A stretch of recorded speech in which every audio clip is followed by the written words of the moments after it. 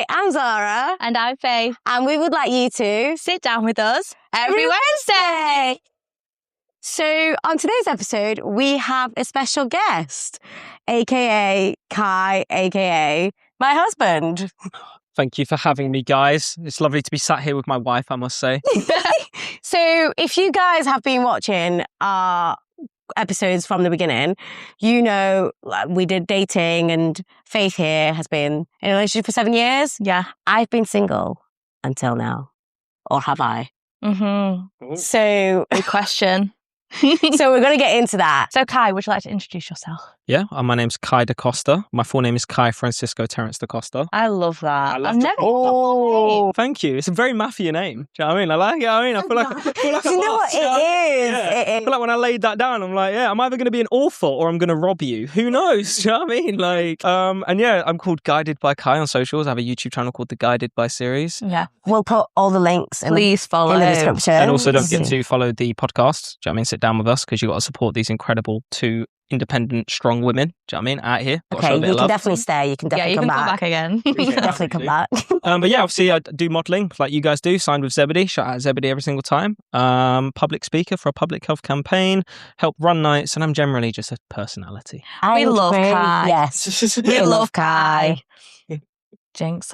That's gonna be a tag on my videos. I'm gonna be using. We love Kai. We love Kai. So speaking about the photo shoot that announced the wedding, would you like to dive into a little bit of that? Yes, obviously recently, me and Zara got married. I had the best day of my life of marrying this absolutely beautiful human. It was, I got to wheel her down the aisle, which was an absolute honour. It really was. But no, we did a gig with, what was the name of the organisation? Hospitium in York. Yeah, the York Hospitium. It was absolutely incredible. Lovely team, by the way. Honestly, incredible team. And the venue, so accessible. Yes, actually accessible. Like, I know sometimes venues are like, oh, we're accessible, but like, except from this, it's like genuinely accessible throughout. And it was built in the 1400s. Wow. So there is no excuse. No excuse for any place not being accessible. Like, it's honestly immaculate. It really is. Really beautiful venue and just a really good day. And obviously, really nice getting to know you more. It really was. Mm-hmm. But yeah, so obviously, if you're not caught on, that was an April Fool's. We are, in fact, actually not married. Happy April Fool's Day, everybody. I am still for the taking, if anyone's watching. Any single eligible bachelors are watching. But anyway, let's talk about your story. Yeah, so my story starts back in 2015. People that follow me would have heard this story about 400 times, so apologies there. But I love a personal story, though. Yes. The more you talk about it, the more you hear and actually are in tune with the person. Definitely. Well, and I do love telling it because it's a huge part of me and my identity, which is nice. But yeah, I was a mechanic up until the age of 18. 8th May 2015, got involved in a motorbike crash where the nerve that controls my left arm, called the brachial plexus, tore from my spinal cord, which means that my left arm is permanently just dead, doesn't work. Over the next few years, after coming to grips, rather ironically, with the loss of my arm, I started, studying psychology, started doing music, started doing things that aided me in my recovery and helped me come to grips with the situation. Obviously artistic stuff and psychological stuff. Went to college, did really well in this access course, which is like social sciences, so to do sociology and psychology. And I was never academic at school. I was always very hands-on, but obviously when you lose an arm, you can't do that no more. So I was like, I better start using the two. I mean, I love the use of humour. Yeah. Because I'm the same. Yeah, we have to. If you have a laugh or cry, definitely. 100%. But yeah, I got to university, but I was collapsing all the time, and they didn't know why. And it turns out that I had a herniated spinal cord. So where the nerve pulled out my spinal cord, it damaged the spinal cord.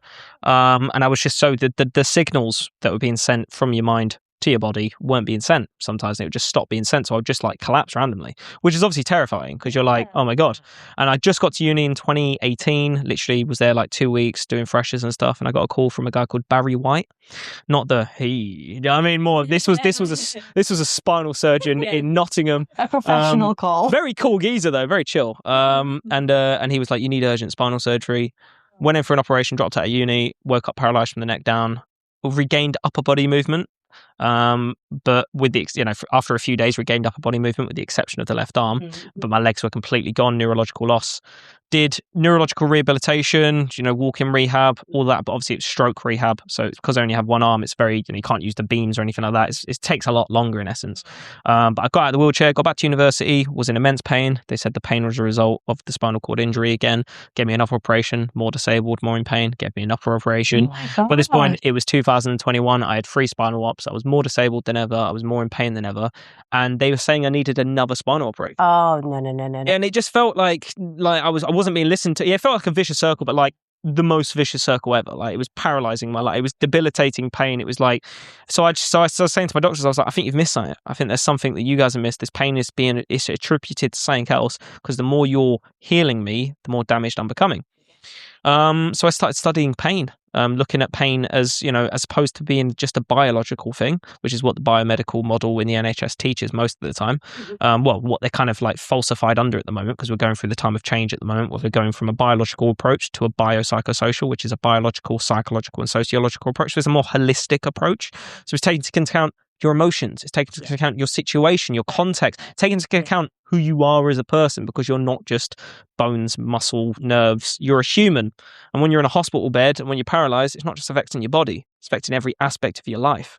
And then from that, I learned so much about pain. I healed myself in essence, and I came off all the medication I was on, stopped doing the surgeries, got back in the gym, started getting back to yoga, got back to university, did really well at my degree, ended up doing my master's, going on to do my master's in health psychology, got hired by a public health campaign, got signed with a disabled modelling agency, and now my life, my bread and my butter is pain and disability. And here you are today. Here we are today. Such an inspiration. That is mad. Like, that's a roller coaster. Mm-hmm. Yeah, it's been a crazy journey. Like actually mad. Wow. Like genuinely a crazy journey. I'm waiting for the film. Yeah, well, I think that's, to be honest with you, like, so that's one aspect of my life, the disability. Obviously, I had a crazy life before it. I grew up in East London. I grew up, I'm from a mixed background. I grew up in a very impoverished part of London. I had a very, what would you call it? Like, rough childhood. Do you know what I mean? Like, it was on the streets of London. Then I went from that to being in a little village when I was going into high school. I moved into the Midlands. Yeah. My dad's like the first ethnic person in the village.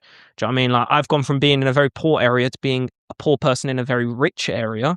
And like, we're in the council houses on one end of the village, and the other end it's like manor houses, big yards. And I'm now, for the first time, even though I'm in the best situation I've ever been in, I'm in a lovely house in front of strawberry fields in the Midlands, I've never felt more oppressed. Because my dad's been, people are taking a piss out about my dad because he's ethnic. People are there, they're like, oh, you're poor, you live in a council house. They don't understand what that means. And it's mad because they're calling me poor then. I thought I was poor when I was in London. I felt rich when I was in this. I was like, I'm from the strawberry fields. I'm surrounded by all you lot with helicopters and boats and all that. Like, I'm the most rich I've ever been. Like, so yeah, I've had a lot of drastic change in my life. It's been but the beautiful thing about that is, with change comes resilience, with change comes capability, with change comes adaptability, and it just gives you more of a stronger mind, which means, you can overcome different stuff. Yeah, and with change comes growth overall as well. Definitely. Just throughout life. Yeah. So, yeah. Speaking of the film about you, who would you like to play it? Oh, that's a great question, Zara. That is a brilliant question. I mean, let's be honest. Johnny Depp. Let's be fair. Like, do you know what I mean? Like, I think he would do a good job. Mm-hmm. I think when I'm older as well, by that point, it would probably be too old. But I think Johnny Depp would do a great job. And I do feel like I am a, B-Tech Jack Sparrow. Do you know what I mean? I feel like, give yourself more credit than that. Oh, thank you. Yeah, I'm not I'm more Timu. Yeah. No. Wow. Like Johnny Depp. Yeah, I could see that. Yeah, I think that'd be good. Yeah. Or, I don't know. I'd watch that. I would as well. Well, if anyone wants to sign me to a film, that'd be great. But yeah, I feel like at the moment I feel like a lot of my life after the crash was trying to kind of like, I wanted my story not to go unnoticed, because I went through such a devastating experience that I was like, I want to be heard for the first time. And I have the personality type now and the confidence now to be like, I can actually be heard and I can actually be seen. And I can actually be a person that can actually be like, this is what I've done, this is what I've achieved, this is what I want to do next. But I feel like I fell into this trap of when I became disabled. Like, I just wanted people to, I wanted to be famous just because I was disabled. I know it sounds ridiculous. No, genuinely. But I realised, I was like, I realised that like people don't subscribe to that. Like, as much as I wanted people to care, people are so busy with their own lives. People don't care. So I was like, okay, how can I make people care about my disability? So I went down the music avenue. I've obviously done the modeling, the public speaking. Everything I do is down the avenue of, okay, how can I make it known that I'm doing this while every day facing pain and struggle? And that's what I want it to be about. I want it to be like, I'm going to get to exactly where you are, but I'm going to do it fighting my demons every single day and fighting the inaccessibility of the situation and fighting all of the, trials and tribulations that I face every single day. Yeah, I feel like it's because the public, what they see online, they want it to be perfect. Yeah. Because they want to see a life that they could potentially have, even though everything you see online is fake. Yeah. Most likely. And I think when people watch your content or my content or anyone else who's disabled or has a difference, they don't necessarily think about what you do behind the camera. I put out a very positive, very optimistic view of what it is to be a disabled man, to the point where it's like most people would not even be aware of the struggles I face. Like, most of my stories are when I'm up and about doing stuff, but the majority of the time I'm not up and about. I have chronic fatigue, I have a lot of pain, and I have obviously a lot of disabling attributes. Do you know what I mean? So it's like I struggle a lot of times to get out of bed. I struggle to do stuff. So, but I don't promote that as much because I don't want to be, pitied. I want people to be like, oh my God, he's doing so well, because I am. Yeah. And I think sometimes it's like those violin-esque stories get more views and things. And I'm like, why? Yeah. That really bothers me sometimes because like, why do I have to like dish my dirty laundry in a way? It's almost like people prefer when you're down rather than your journey up. Yeah. They love to hear your worst moments rather than 100% your best. I always think back to when I was in the actual pits of my disability, and I was like, if I posted then, I would have been gone viral already. Do you know what I mean? I would have. If I posted when I was in depths of it, but because I've posted me doing well after the fact, people are just like, he's always been like that. Yeah, exactly. It's like, but I think it's one of those. It's also, I think that at the end of the day, like, people are just so caught up in their own lives that to make people care about you and your life, you really have to go above and beyond, which is why I am trying to do every single thing I can in my life to be as above and beyond as I can, be it with the YouTube, with the challenges I set myself, with the career choices I've gone on with. Do you know what I mean? I'm trying to, there's a famous Joe Rogan clip. I don't want to be that freaking cliche, like, Gen Z man to reference Joe Rogan here, but I'm going to be that guy. And it goes, if you act out every day as if a camera crew is following you around, one day they will be. Oh, I like that. I've heard that one. Not heard and that I like one. it because it's like, if you just wake up every single day and you have the mind state that, all right, there's a crew behind me right now and they want to follow me on my best day. How am I going to do it? I'm going to wake up, I'm going to do my yoga, I'm going to make my bed, I'm going to get showered, I'm going to go gym. I'm going to go, do you know what I mean? I'm going to do all these things that break it. And it's, doing that once isn't going to change your life. Doing it every day consistently will genuinely change your life. And then one day you'll wake up and there will be a camera crew there and there will be people like, how did you do it? And you'll be like, I just stayed consistent and I just put myself out there. It's also like, it's always seen as cringe until you're there. Until it works, yeah. Look at Mr. Beast, look at Kai Cenat, look at, every famous, every single famous person is, Lady Gaga's renowned. She was bullied, renowned when she was younger because people were like, how are you going to be the most successful female singer in the world? And it's like, well, she did. She did it. I feel Do you know what I mean? 99% of the people who are successful have been bullied at some point. Oh, yeah.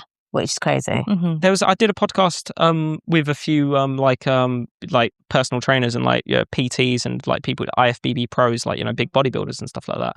And one of my most clips from that podcast is me saying that this small guy walks into the gym and he tells everyone in the gym that he's going to be the biggest guy in the gym one day, and every single person laughs except the biggest guy in the gym, because the biggest guy in the gym was that guy. Yeah. Like Einstein was an idiot at one point. Do you know what I mean? Like where every single person was at their bare minimum, and they just brought, went through that potential and went, I'm going to embrace it, and they just became great. And it's difficult, but you have to fight. A lot of the time, you're not fighting external demons; you're fighting internal ones. Yeah. You're fighting, how am I being represented? How am I being shown? How am I being? When in actual fact, as long as you're putting yourself out there and you're being honest, true, and authentic, then anyone that hates you is an idiot. Yeah. Amen to that. Love. So it's actually interesting having a male perspective on the pod today, as we've not had that before. No. And someone with a physical disability as myself, but obviously you're the male version. And because in my DMs, apart from crickets, there's nothing else going on. But word on the street, it's not always the case for men. Well, I would say, so I think I'm a bit of an anomaly. In the sense of all of my men mates, all of my male friends get no attention in any way. But I think as a disabled man, I'm quite a vulnerable man and I'm quite an expressive man. I talk a lot. I'm very, you know where you stand with me in the sense, and I'm very easy to talk to. So I think people, you know, I'm quite approachable. And also, the thing is when you're dating is that obviously, you know, women have a lot of fear dating because they're going round to a person they've never met. They're going out with a strange man. There could be a lot of negative repercussions that could happen, a lot of bad stuff that could occur. When you're really disabled, like I am, I'm not very threatening. You know what I mean? Like, no girl's like, oh my God, what if I go around? Just walk away. You know what I mean? Like, just like, I am so disabled that. I'm sorry, I was not. I just think people are more likely, you know, girls are more likely to be vulnerable with me because they're like, oh, this is a vulnerable man. Do you know what I mean? Like, that makes sense. You could literally walk away. That is so true. Do you know what I mean? Like, do you know what I mean? Like, and also, like, you could both beat me up.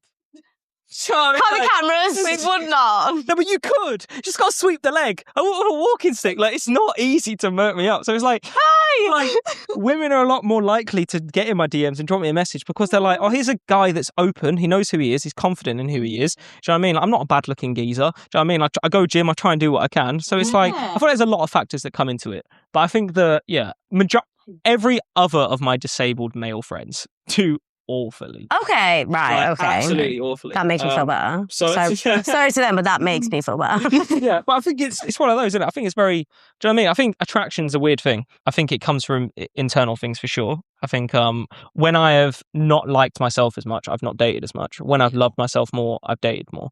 That was definitely me as well. Same. Like, I only started dating trying to meet someone when I felt more secure in myself with my alopecia. That was the only time when I actually started putting myself out there more. I think that's the way to go. Otherwise, you're like projecting your insecurities onto that person. Like, they do say you need to love yourself before you love somebody else, but even when you meet someone else, your love for yourself does go up and down. So it doesn't mean never. Yeah. But it's just you need to be accepting of who you are. Yeah. To make the shot. I'm not gonna lie to you. I feel like I've gotten in some really bad relationships because I've gotten with people when I've been at my lowest, and I've actually not loved myself, and I've actually felt like I've kind of resented myself, and I've gotten with people where, no doubt, it's not like they're bad people, but we're not compatible people. So I've just been low and they are low. So we've bonded through that trauma, through that, like, you know, that low energy, that low vibration. But now I'm up and I'm feeling more vibrant. I'm feeling more me. And I've done a year of EMDR therapy. So a year and a half of this really intense psychological, like, reprocessing therapy that looks at reprocessing complex PTSD. So I have a lot of complex trauma from obviously having the same disability and the same trauma and the same pain occurring over multiple stints, which is what, you know, differentiates PTSD from complex PTSD. Is when it occurs multiple times and it keeps happening. And after going through that therapy, I realized that a lot of these people I was getting with, and a lot of the reasons I was getting with them weren't for the best intentions. It was because I was lonely. It's because I needed affection, I needed validation at that time. And that's why you should have a really good support network in regards to friends and family. Your best relationships, like romantic relationships, will come out of your best friendships and your best, you know, parental relationships. And those primary socializing relationships dictate any future secondary relationship in your life. That's why high school, you know, friendships and, you know, those are so important for socialization, because later on in life, that's what, when you gain trust of someone, if you had no trust in your childhood, you won't have any trust in your future. So I think it's I think, you know, the reason why I've done not too bad with women, and the reason I'm, you know, is because I'm quite outspoken. I know where I stand, I know what I want, but that is also a negative because it means I've gotten with people when I should have been single, when I should have been isolating, I should have been left alone. I instead got with someone to hide the trauma, to hide the feelings of insecurity, and that's wrong as well because you project. Yeah, and I feel like so many people could relate to that watching. And I feel like, look, I'm not going to pretend I've not been the bad guy in a relationship. Of course I've been the bad guy. We've all been toxic at some point in our lives. Come on, guys. And I feel like the time, you know, I'm dating a girl at the moment and it's going really well, and she's a very shout out. Yeah, she's incredible. She's genuinely really great. And I don't want to I don't want to be like, oh my God, like she's the one, because obviously I'm young and we're still dating, we're figuring this out, but she's more matched to me than anyone ever has been in the sense, and that's only because I'm more me than I ever have been. Yeah. Do you know what I mean? So that we were gonna vibe because I was honest, I was authentic, I was genuine. I was like, look, I really like you, but I can't do a relationship right now because I've been through a stint of bad relationships, and I said to her, I was like, we have a couples page on Instagram. This is my dear, but we're not even in a relationship yet. I said to her, I'm not asking you to be my girlfriend until we're been dating 6 months. Yeah. Because I need to implement that boundary for me. I was like, you're great, you're fantastic. I would really love to be with you. But for me, I need a boundary, which is I can't rush into another relationship. Yeah. So we're doing the dating game, we're chilling, it's really nice. We're posting some stuff because we went viral in the comment section on social media. Didn't mean to go viral, and people were asking about updates, and we're like, how do we show them updates? We're like, create a little page. So comment section couple, check it out. But yeah, it's like, Is that what it's actually it's called? called comment section couple, and it's really it's saw cute. that. It's cute. But yeah, it's yeah, I think being self-aware, being confident in your own abilities, regardless of those capabilities or what their abilities are, that's what lends to a good, loving relationship. Love that. You're right. It's Yeah. just like, why is he taking over the? Like, such a patriarchal man. What is this man like? This is Why my did you get podcast. Go home. Yeah. I walked in here with long hair, and you guys are just pissed. You're like, no, how dare he? How dare you better than me? Trust me, you look better bald than I ever would. So honestly, my hair's receding. I'm like, if only I could look good as Faith with no hair. I'm dependent on this for my modelling contract. I think we're this giddy because we've had a coffee. Yeah. Tea and coffee. Well, speaking of tea, Yeah. can I ask you a few questions about what's your like favourite tea? Drama. As in like the Elsie, thank you. Oh Drama. my god! If I'm not in it. Oh my god, that was absolutely perfect. Like, wow, that's brilliant. This Wait. some tea. As in like brand of tea. Yeah, like Tetley, Oh. PG. Tetley. You're a Tetley girl. Tetley. Oh, what's your I'm favourite? an Earl Grey. Oh, great. But what Earl Grey? Do you have a brand? You like Twine? Aldi's own. Aldi's own. I'm a Oh, basic God, bee over here. no. Girls. I'm No. basic. I'm an coffee. amity. I'm a coffee Your gal. coffee. Do you like matcha? No, it tastes like Oh, grass. no. You're not a matcha like Pilates girl, no? No. Oh, no. Pilates. If I'm going back to my roots, I'm a tea. Best Persian tea. Yeah, no, you're right. Like, honestly, I did street interviews recently, and I asked the public, and all the Iranian people I spoke to, they were like tea. Or Oh, Ollie Rainers. Oh, Yeah. yeah. Maybe I need to venture out more. I'm very basic. I'm like latte, So, oat milk. I'm a tea. We've got cinnamon ones. We've got rose petal. Mm. Yeah. We've got, what's that? Don't know. Cardamom. Cardamom does slap. I'm wearing a scentless cardamom at the moment. Damn. See, tell me. Honestly, Am I living under a rock? Yeah, do you know what tea you need to try? Birchall's. Birchall's. Why do I feel like I've heard that? Because I rave about it constantly. Birchall's tea Birchall's tea. is genuinely like people will come round. They'll come round just on a chill one. Mate will pop round. A mate will come over after the gym. Like, do you want a cup of tea? I'll make them every single time. If they're new to the tea, they will have they'll sip and go, what is this?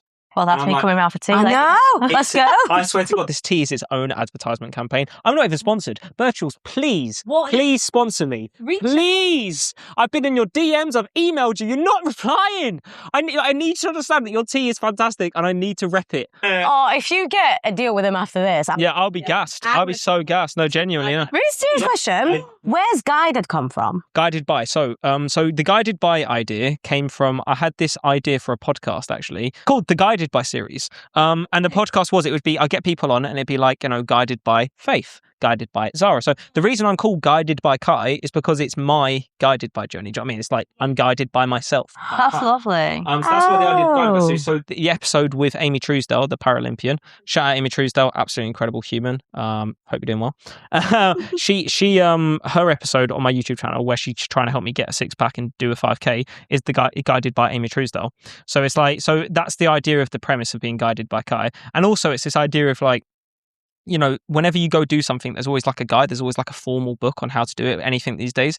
I'm the idea of just burning the book, getting rid of it and just going out and trying it, just doing it. Love that. Actively doing it, no matter your capabilities, your physicality, no matter your situation, just going out and actually trying it, regardless of the perfection, just doing it, actively doing it. That's the goal. Do you know what I mean? So that's why I was like Guided by Kai, the Guided by series. How can I guide myself and get taught by other people on a journey of self-discovery, self-development, and just becoming a better version of myself? Speaking of actively doing it, you are actively a male model. I am indeed. How is that going? Incredibly well. I've a really unexpected part of the journey, to be honest with you, because obviously everything I was doing was contributing to the discipline of disability and pain and the broad spectrum of what it is to be in my situation. The first time I got into modelling was with you, Faith. It was through the Trafford Centre campaign. Yeah, that was insane. It was crazy. Was that when you got booked with Zebedee? Yeah. So we got booked under the same casting call. Yeah. Mad. And it's been revolutionary for both of our lives, hasn't it? It's genuinely changed up the game. Like, it was mad. Well, that was an incredible experience. My mate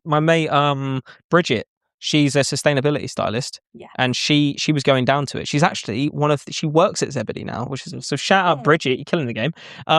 She's I think she's one of the stylists. She's Love that. really killing it. She said you should come along. There's this casting call for disabled models, and I never wanted to do modeling in my entire life, not because I wasn't interested in modeling, because I never thought I could be a model. Yes. You know what I mean? Like, I was always see, the same. Jack Sparrow looking people with one arm and walking sticks on the front of Vogue. So I was like, do you know what I mean? It was just something that I'd never even thought of before, and it was beautiful because we went to the casting call. So many people, as you know, in the traffic center. It was a ridiculous. So I remember getting there at 11 a.m. because I had an event in the evening. That's the only reason why I went, because I was going to be in Manchester anyway. So I thought, why not kill 2 hours in a queue? And honestly, I was in 2 hours in that queue until I got there, but I had nothing else to do apart from pick up some nails. That was it. So but I went there for 2 hours, and you just got chatting to everyone there. It was a really nice day. It really was. Yeah, and they were really lovely when you got to the end. But yeah, that was my first ever casting, like putting myself out there like that. Well, I was surprised because obviously before any of the modelling stuff, any of the public speaking stuff, before any of the any of the new version of Kai, the guided by Kai, I was called GGK, Green Guy Kai, and it was I did release loads of rap music. I did music all around Manchester, all around the country. Got on BBC Radio, did like gigs, headline show. It was great. But obviously, after the real disability started hitting me with the paralysation from the neck and waist down, I couldn't bring the energy on stage. I was in a wheelchair. I couldn't be jumping around anymore. It was all just, it kind of went. So I was like, how can I tell people about my story without jumping around on stage? So I got into like the more public speaking, spoken word type stuff, because with spoken word, you can sit in front of a room, everyone's dead silent, you don't have to bring energy, you can just bring passion, you can just speak. Do you know what I mean? It becomes a lot more visceral and a lot more like, oh wow. And then from that, obviously, I started putting myself out there in more the disabled world. When I got to this casting call, I had no idea when I got to the front that Zoe already followed me on Instagram. That's it. Yeah, I know you. You're GGK. I've been following you. I've seen your whole recovery. Can I have your autograph? So obviously, when I was telling her about that I didn't do the GGK stuff anymore. I'm actually now doing this guided by Kai stuff, and I'm doing a lot of disabled advocacy, public speaking. She was exactly what she wanted to hear. She was like, "Oh my god, like we're looking for models that are trying to be spoken about disability, So it all just happened at the perfect time, and obviously it's given me new opportunities. Obviously, got to the London Fashion Week, which was an incredible opportunity with Unhidden. Shout out Victoria Jenkins. How was that? It was absolutely incredible. A knackering day. Because obviously travelling down to London the day before, I got to see my granddad, which was nice. Aww. Yeah, he's like 90 now. So, and I've never just chilled just me and him. Yeah. Oh. And I learned so much. Like I didn't even know I've got like Indian heritage. Like his mum was Indian. I always thought I was just like Jamaican, Irish, Portuguese, and a few other things. Just 5 different things. Now I know why I can cook rice so well. I was like, I knew I was the best at cooking rice. I smash it every time. I was like, there had to be a genetic predisposition to this. There's lineage to this. Do you know what I mean? Like, the answer to why you can cook rice. Love that. Wow. Long story short, incredible opportunity, really good day. But yeah, obviously as a disabled model, it's difficult, isn't it? Running around, doing all these gigs, and then and trying to look great in front of a camera when you're riddled with fatigue and you're knackered and you're in pain and you're like, oh god. So it did seem like a long day. It was great day, and there was, I think, because there were so many disabled people there. Like everyone on the catwalk was disabled. That's nice. There wasn't a single person there, other than some people helping organise and staff helping get us drinks, refreshments, who wasn't disabled. So it was a really nice situation. Just everyone around you is from the same boat. Do you know what I mean? Obviously, different life. Everyone's got a different disability, all unique in our own ways, but we're all coming from the same situation of, we've struggled, we've not been represented. Now we are here to be represented. Yeah. Mm-hmm. And they had a band as well. The band played as we were going down the catwalk. It was a disabled song about like the oppression of disabled people, and it was like, oh my god, it was like a proper heavy metal song, and it was just like the whole event was really well orchestrated. Like Victoria did a really great job. So it was a runway, wasn't it? Yeah, it was. And obviously people saw it from the runway's perspective. Well, behind the scenes, was it actually accessible? It was accessible for sure behind the scenes. Obviously, like any event, it's a high stress thing. It's London Fashion Week. To Victoria, this would have been like a huge revolution. I mean, it's massive. She's done it before, but it's still, you're doing a disabled runway at London Fashion Week. You're changing the game. We are still new to the scene. Yeah, but obviously there's a lot of stress that comes with that. And obviously, like, I remember it, in parts, we're all, before going on the cat, we were all in this room and we're all like, all like getting pumped and stuff like that. But everyone's so supportive. Everyone, when you go on these gigs, when we've gone on these gigs everyone is so supportive of the situation. So I would love to show you some gossip about how there was some behind the scenes mockery or something. Scandal. It was all great. It was all really well handled. No scandal. Choices, but yeah, other than the fact that the food was a co-op meal deal, other than that, it was all great. But we had the best experience on Trafford Centre, and that was my first mod. Yes, they did. To be fair, they set the bar high. They did. Right, they set the bar high. They did. Mm-hmm. I was FOMO, guys. What happened? Yeah. I was like, when's Madrid coming? Like, do you know what I mean? Like, I was. It was insane. It was insane. It was really good. Yeah. What about you guys? How has the modelling been for you guys? Like, has it been? Like, genuinely, have you tried acting? Have you tried voiceover stuff? I've tried acting. So we're doing acting. We're actually doing acting classes. We are doing acting lessons. Yeah, to get into it. But it's an experience. Yeah. So I did a recent kind of walk-on role. Yeah. So we're now called supporting artists rather than extras. Yeah. Supporting artists. Which I feel like is better. Yeah, I enjoyed the term. Yeah. And it was a production set in Manchester. It's coming out very soon. And again, under NDA, I don't really want to say anything. Yeah. But the production-wise, during the catering, so in terms of like disability access, unfortunately, our green room, there was only stairs access. Yeah. I think you were there on that day. Yeah. And there was no other way to get into this green room other than stairs. And I just thought they knew we were coming. Yeah. They could have kind of prepared a little bit more. Yeah. But for me, on the dietary stance of everything, I also have celiac disease. Yes, I actually remember this. Yeah. And we've just had autoimmune disease awareness month back in March. And this was very pivotal for me. So they gave me food, and because they will provide lunch on set. Yeah. And I asked for celiac friendly, gluten-free. They showed me a photo saying that it would be gluten-free, but I'm sure there was like a star by it, which normally means that you have to ask upon request. And they gave me this food. And I had convinced myself from them convincing me that it was gluten-free. And obviously, you would trust them. Yeah. They're looking after you that day, so you trust them. Yeah, 3 hours later, it was not gluten-free. Oh, God. And so for me, that was the kind of carelessness, I don't know, or just lack of awareness on their half upon dietary and how seriously they need to take things, other than people's well-being. That also comes into play. Yeah. But that's the only issue I personally had, because I did a shoot in Germany about a year ago, and they were great there. They were asking me if I was too cold, too warm, because obviously with having no hair, my body temperature regularly fluctuates up and down like you wouldn't believe. So I could be cold 1 minute, sweating, 5 seconds later I'm freezing. Yeah. I'm the exact same. My body can't regulate homeostasis, so it's like, because of spinal cord injury, I'm like a menopausal woman. I'll be sitting there, it'll be snow outside, and I'll be like sweating, like you'll see vapor. It'll be like, what happened to Kai? It'll be like, it's evaporating. My mum fanning each other at the back, like, oh gosh. Yeah, but they were great. They always had like a dressing gown, like on set. If I got too cold, they put it on. Like they were wonderful. They had a fan. So they were always great, and I've never had any issues for me personally. They've just loved that I only take half the time because I don't have to do my hair. Yeah, only my makeup. So valid, right? Why? I'm like the opposite. They never have to do my hair. Like, it's not other than tying it up. There's not much they can do. So it's like, that's brilliant. Yeah, so that's all I've experienced personally. Yeah, on that shoot, I remember the first day you went home, the second day I went home. You did? Yeah, because of the fatigue. Yeah. Because it was like 11-hour days of waiting around. Like, it was honestly, like, it was, and like, they would keep saying something would happen. And it's like, so when like you're waiting for something to happen, you're like on the edge of your seat, but it was like, that was the whole day. Yeah.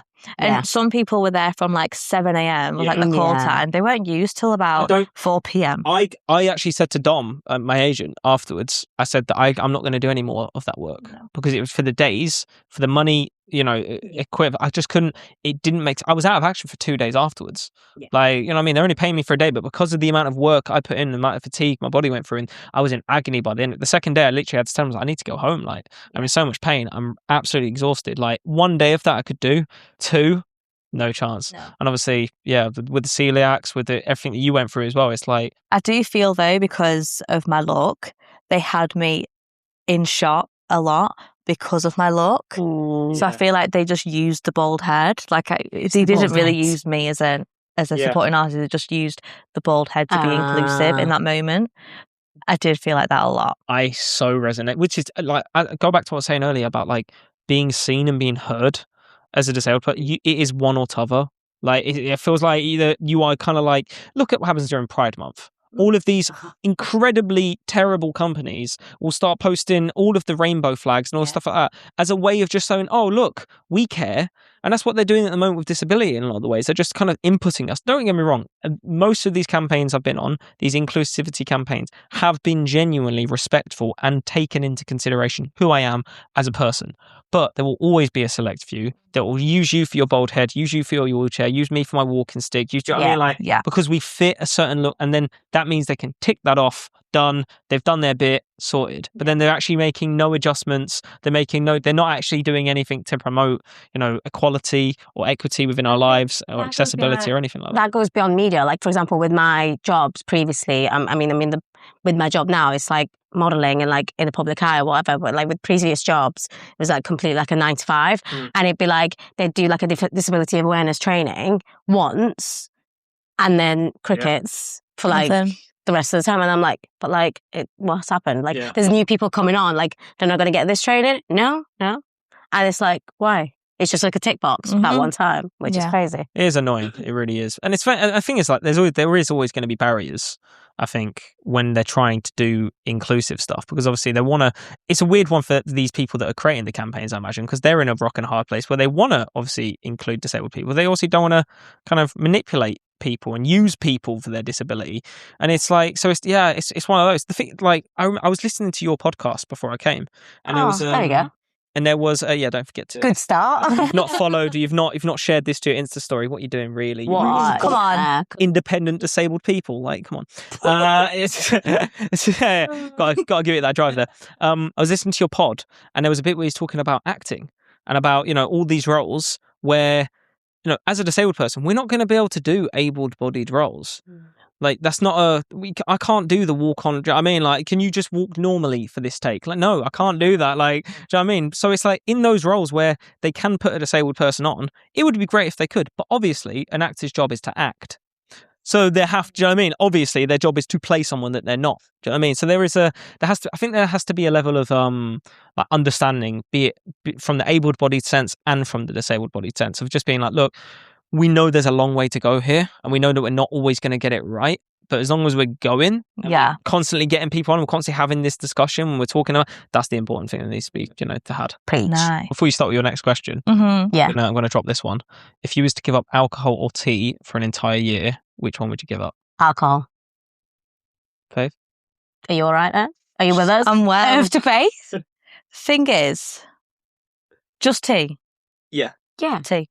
I don't drink it anyway. You don't drink tea? Well, barely. Like, really? I prefer a coffee. Yeah, but coffee's so like intense and so like coffee's. Have you met me? That's so jokes. No. That's so jokes. No, But coffee's morning for me. Tea is any. I can have tea in the morning, tea at night. I'm seeing this question in a different way. I'm seeing it as, am I strong enough to live without alcohol for a year? And I'd like to think I am. See, that's how I've answered it. That's what I'm doing. So my 30 by 30 challenge on the middle of December, I started 12th of January officially, would have been a year. That was my birthday when I turned 29. But from the middle of December, I've not drank any alcohol, and I'm doing a whole year completely. I would love to do that. Replacing it with tea. Nice. So like anywhere I go on a night out, I'm just drinking tea. Anytime at a thing, I'm drinking tea. I'm just, and I've called it the tea journey. So it's just one thing of so it's like, obviously this year is about 30 challenges before I turn 30. What number are you on? Well, that's the thing. So a lot of the challenges I can't tick off until the end of the year. So obviously not drinking alcohol for a year. I've started, but I can't tick it off until the end of the year. One of them's getting a 6-pack. Love that. See, I'm trying it at the moment. Shout out Amy Truesdale. We're trying, aren't we? We really are. And do a 5Ks. One of them's becoming a stand-up comic. So I'm working with a comedy club at the moment called Creatures Comedy. I'm speaking to them. They're going to get me doing some street interviews to them and stuff like that. Cool. Also, they put on a lot of, comics and stuff. And I've always wanted to, rather ironically, do stand-up comedy. So I was like, I thought, a bit of irony. Yeah, do you know what I mean? Like, why not? I'm falling over all the time. I might as well get paid for it. Do you know what I mean? Like, and there's a few other challenges along the way that I want to do, like, try and become an international public speaker speaker. So I did my first international gig abroad, like doing public speaking, some travel stuff, some food stuff, as you know, with an asylum seeker called Amal, getting my diet in a bit. So there's loads, everything's around self-development. How can I become a better person this year? So when I turn 30, I'm the version of myself that I wanted to be when I'm 30. That's amazing. Just to clarify, I can go a year without alcohol. I'd just rather not. I mean, so she says. Yeah. So she can.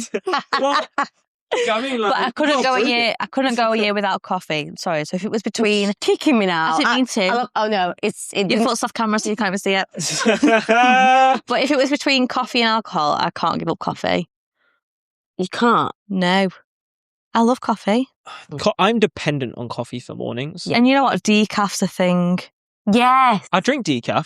Don't get me wrong, but I still feel like I'm like sitting there jittering because the psychological effect, the smell, it's just too much. Like I'm just there like, oh my God. I do wish I was a tea drinker. Like I wish I was like a 6 a.m. morning walk with a little chamomile. No, not chamomile. That's for like evening. Yeah. Like I'm thinking lemon and ginger. You'd be asleep on the way to walk. See? Lemon and ginger in the morning. Yeah, no. This conversation is making me want to give up alcohol for a year. Yeah. Well, like, do you guys drink a lot? No. So I'm like this, right? So I hadn't drank for until mid-Feb. Yeah. But that's beginning of January till mid-Feb. And then now I've got 3 night outs back to back every weekend. Too. So I'm all or nothing. Yeah, when it comes to alcohol. Well, I'm not gonna lie to you. I've never been a big drinker, but I feel like a lot of my mates, all of my mates are like musicians. They're always doing events, stuff like that. So I'm constantly at these events, and I feel like over the last year in 2025, I probably drank more in that year than I ever have. And but I wasn't trying to. Yeah. And I wasn't social drinking. I wasn't getting wrecked. I was just drinking every week. I was having, and I realized that it was just I'm putting it's a neurotoxin. It's an actual poison. I have too much chronic pain already for any more inflammation in my body. I'm already fighting against that every single day. So it's I thought, I get prescribed, medical Zara anyway. I mean, I'm not going to say the word because I know that the algorithm don't like it too much. But I get that legally anyway. Medically? Yeah. Legally? So, medically with a prescription via a doctor. And if you want more information about it, check me out on Instagram at Kai D Costa. Hit me up. And it's, you know what I mean? So I was like, look, I already got my vice. I've already got my vice that helps me. That helps me sleep. That helps me in my recovery. That aids me.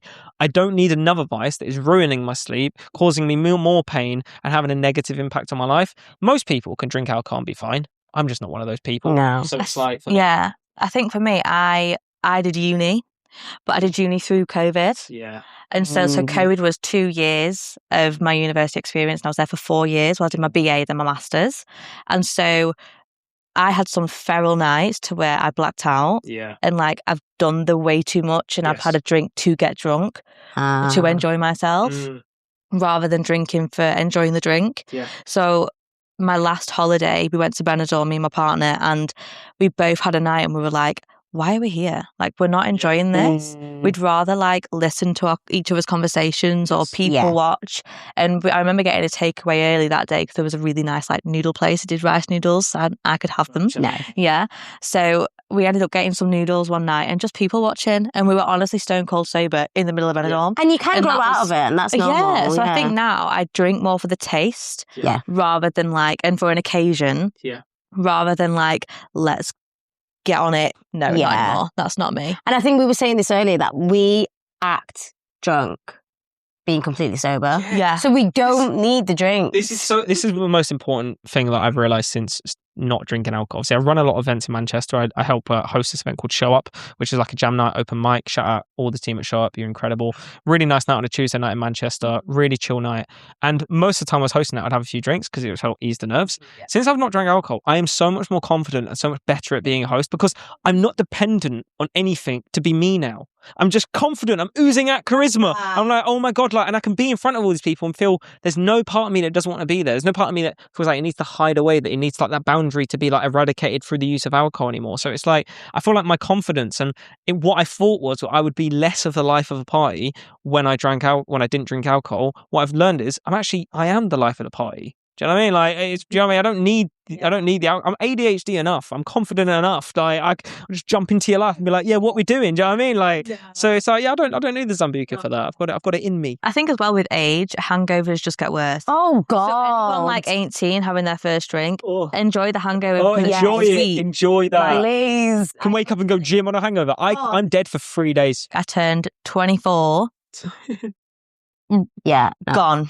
Yeah, out of action. And the thing is, I don't even need a lot of alcohol to get a hangover now. No. I can just drink a pint and I'll wake up and it's not that I feel like, oh, I've got a really bad I just don't feel optimal. That I don't feel like. Do you know what I mean? And the thing is, like, I need to be optimal because when I'm slightly below optimal, I'm on the floor, like literally, just like I know.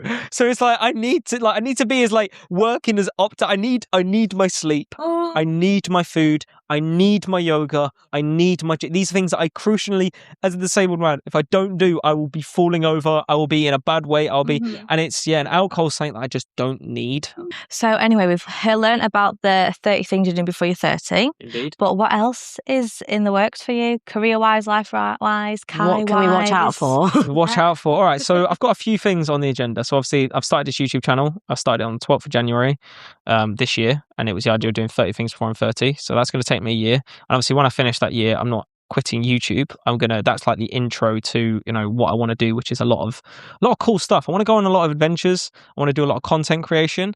I had a really rigid idea of who I was over the last few years that's changed a bit and become a bit more malleable since getting the modeling contract, since doing a lot more public facing roles and getting jobs with different people. I've realized that I want to do more public facing stuff. And originally I just wanted to go into research, get a PhD and be a pain psychologist because I knew a lot about pain. But I knew a lot about pain because the NHS didn't, and I had to learn about pain in order to learn about myself and get through my situation. Now I'm through that situation. I don't want to be restricted to just being a pain guy. I want to do content. I want to do music. I want to do food. I want to explore life. Do you know what I mean? I want to do a lot of stuff, a lot of fitness stuff as well. Career-wise, this makes things a bit difficult because it's a lot easier just to be a pain psychologist and, get a 9 to 5 and earn money and stuff like that. Being a personality, being an entertainer, being a model, do you know what I mean? Being self-employed as it's hard. Very difficult, as you both know. You're on the same journey. Do you know what I mean? So it's really difficult. But at the moment, I'm just experiencing. I'm trying to learn as much new things as I can. I'm trying to experience as many things as I can. I've got the 30 by 30 things, before I'm 30. You'll probably see a 40 before 40, but that'll be over 10 years. And that'll be like 40 absolutely ridiculous insane missions. things. Skydiving. I'm not going to say any yet, but a few of them will be like, I'll be wanting to meet some of the biggest people in the world. You know what I mean, like do some really cool stuff. I want to do a PhD at some point. So one of those things over the next 10 years, 40 before 40 would be getting a PhD, like a proper, attainment, being a doctor. Really cool stuff that I don't want to allure to too much. But I've got some big plans. Amazing. The main thing is just learning about myself, self-development, working on myself and making sure that, people realize that I'm not just a guy with one arm, that I'm someone that's going to attain incredible things in my life and I can help change other people's lives as well. Love that. I love that. That's the mission. We're on it. It's one arm, Amazing. 1 year, one mission. That is a great tagline. That's me. I'll see you in the next year. We're going to be one arm, 10 years, one mission. Any round-up questions? Yeah, we would like some advice on anyone going We need all the help we can get. But for those people going through... More specifically. Yeah, for those going through life-altering experiences, situations, just any advice you could give. I think, birds of a feather flock together. You are the people that you have around you. You have incredible people like you around me. I'll be an incredible person. You know what I mean? I have models like you around me. I'll become a model. Do you know what I mean? So it's just hoping I don't go bold.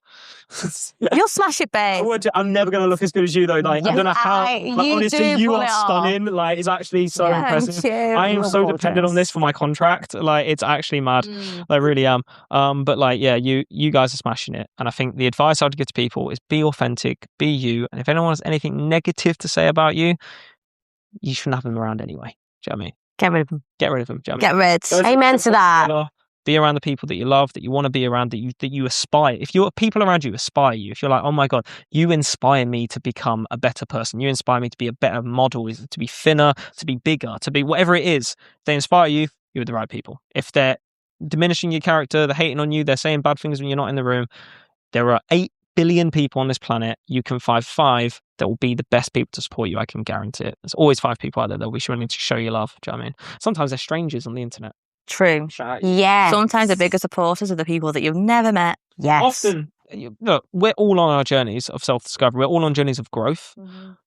The type of people that are going to sit there and follow our journeys and pay for aren't on the same journey. They're on the journey of, actually, I want to support these people. So traditionally, our friends are going to be on those journeys of content creation, we're not the type of people that support those things. Like, I can't spend all my time liking, commenting and sharing all of my friends' music because I'm busy making it. I can't, do you know what I mean? So it's like the biggest supporters will be the people at home chilling right now, doom scrolling, and they'll be the people that will make your life, a dream. So shout out you lot. And if you could follow me at Guided by Kai, that would be great. And if you could follow these guys, that would also be great. Please do. Thank you for having me, guys. Amazing. It's been great. Yes. I'm actually sad this episode's over. I know. I'm sure there'll be another one. There probably will be. Definitely. 100%. Like, comment, subscribe if you want Kai back on. I appreciate it, guys. But yeah, and if you haven't checked out my YouTube, it's the Guided by series. Hope to see you there very soon. Links will be in the description. All links below, and follow along. Yeah. Can't wait to see you next week. Can you do the clap and I do the wave? Because I can't do the clap. Yes, queen!